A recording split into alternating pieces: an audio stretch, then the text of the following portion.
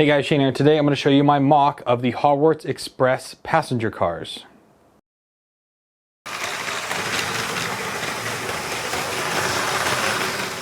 So you see right here, I've made 3 cars and I'm going to kind of just go into them. They're all identical. I didn't actually make anything different in these cars. I've done it for a few other trains, but these ones are all identical. Now I'm going to tell you a little bit about them before I really start diving in to things about them. So there are some great similarities to the actual official set because I wanted to keep a few things.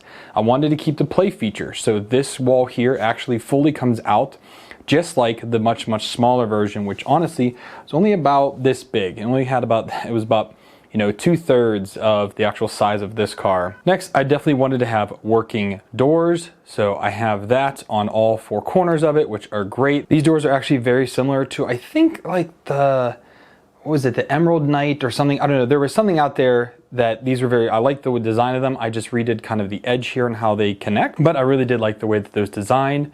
I also wanted to have stairs. Now this actually became pretty difficult to figure out because I did have the general where you have the wheels on a bogie and then you have some type of like details on the side with your buffer. Your buffer is the magnetic part here that is actually connected to it. That was great and all, it looked okay, but I wanted the stairs to be underneath the actual doors. Now this change was difficult because I couldn't really figure out a good way to have the buffers, which here are the magnets here on the end, connected with some type of stairs to here with it fitting properly. So I decided to go a different route and I actually have the stairs and the buffers static connected to the carriage. As you can see, there's a gap here.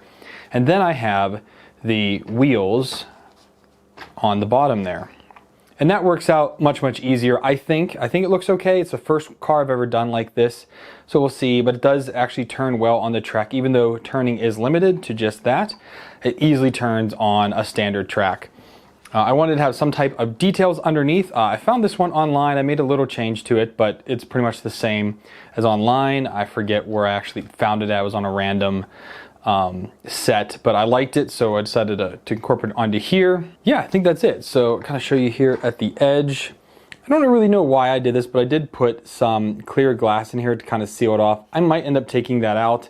Don't really know, but I do have it in there. So let's go ahead and take off the top. So that comes off just like that. And I do have an extra support beam across the middle just to keep these long plates together. And there's got the rails on the side.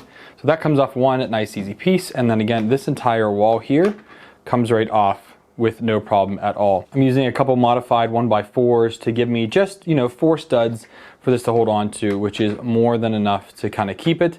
I don't know if I'm actually going to end up keeping this play feature in this set, or if I'm going to go ahead and make this door, this wall, again, attached. But you can see, because I've made it bigger, I've added an entire another row of seats, or set of seats. The official set only has 2. This one has 3 in it. I'm not crazy about the design of these, but the main issue of kind of making it similar yet bigger and a little bit better, I decided to keep them all the same in there. Whenever you open up these doors, I'm not sure if we can be able to see it or not. You can see I do have, this is all tiled.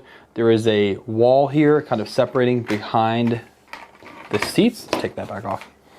There you can see right there, kind of separating here. So you kind of have like an entry area here, and then you have the actual main car. I've also thought about maybe putting some stud, like single stud jumper with 2x2s there, just to have another place to put a minifig other than the seats. But this seems to be okay for now. The kids actually really enjoy these. My son puts all kinds of different figures in these, which is great. I've made it for them to play with, but he really does like having that. Honestly, designing this was pretty easy. I took some of my own ideas and probably 4 different mocks online to kind of put together to come to this final conclusion.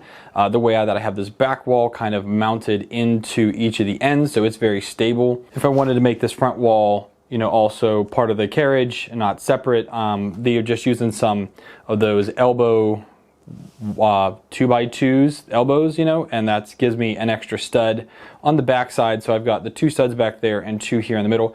It makes this very easy to come on and off, which kind of was also the goal, is so that the kids are able to easily remove the lid, the roof, and be able to play without any problem. And as I said, I have all 3 of them are identical.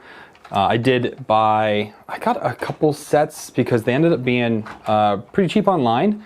I was able to get them for, I got them as low as $40 a set to give me a lot of the parts that I needed. And then I was able to order whatever was missing on Bricklink, which was easy enough to do. I wanted to try and use as many of the stock parts as I possibly could for this, but I did have to order some additional ones. One of the things that my son said that he wanted is all the windows to actually work, because he was actually around with me when I built most of these. So yeah, that was all. I mean, it was really fun. This has gone through probably 6 or 7 different iterations of my own, kind of just what I've decided to change up on them. But as of right now, I think I like them. The only thing I think I would change is the actual play feature where the sidewall opens up. Because the cars are so big now, it's very easy to get to the minifigures from the top. So yeah, that's my mock of the Hogwarts Express Train passenger cars. I hope you guys enjoyed it. If you want to check it out, I will have links down below that you can download the instructions. I've built these in studio step by step, so they are very easy to follow. You can export that and get all the parts. If you don't have any of these and you just want to buy them off Bricklink, you can definitely do that as well. I also have an animation that I learned how to do in studio, which is great, and it kind of shows you how this all was built as it like drops Legos in. They take forever to make, but it's very cool. So thank you guys for joining in. Hope you enjoyed the video, and I'll see y'all next time.